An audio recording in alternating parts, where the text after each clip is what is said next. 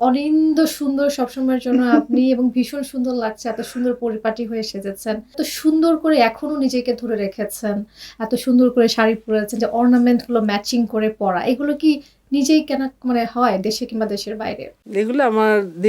দেশের বাইরেরও আছে। হুম, হুম। তারপর যেটা তুমি বললে যে এখনো শব্দটা আসলে হ্যাঁ বলতেই পারো যে আমি অবশ্যই সিনিয়র চলচ্চিত্রের কাজ করেছি অনেক অনেক ছবিতে করেছি অনেক আগে এসেছি অবশ্যই আমি মনে করো না যে আমরা তখন যে ফ্যাশনেবল ড্রেস পরতাম না ফ্যাশন জানতাম না এটা কিন্তু ভুল হুম, হুম। অনেক ফ্যাশন কিন্তু আমাদের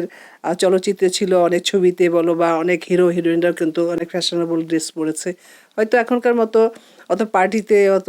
অ্যাওয়ার্ড ফাংশনের হতো না তখন একটাই অ্যাওয়ার্ড ছিল শুধু ন্যাশনাল অ্যাওয়ার্ড আর কি ছোটখাটো একজন অভিনেত্রী চলচ্চিত্র করেছি তো ওই জিনিসটা তো কখনোই ভুলবো না যে শিল্পীরা মানেই একদম পরিপাটি শিল্পীদের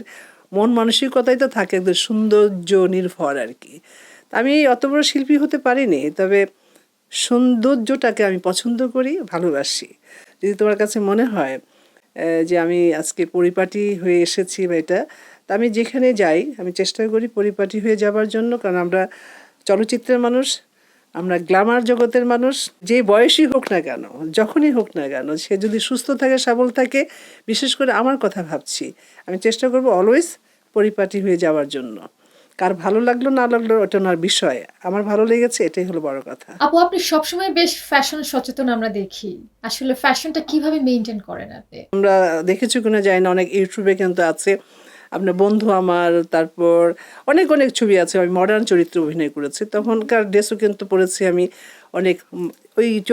গল্প অনুযায়ী চরিত্র অনুযায়ী এই ধরনের আর কি খুবই মডার্নাইজ কিন্তু নট ভালগার যে যুগই হোক না কেন যে সময়ই হোক না কেন যারা চলচ্চিত্রের মানুষ যারা ফ্যাশন বলো বা যে কোনো চরিত্র করছে ওটা সচেতনতা বলো ওইভাবে যদি ড্রেস পরা যায় আমার মনে হয় ভালো লাগে তারপর এখন ছবি করি না তাতে কি হচ্ছে কিন্তু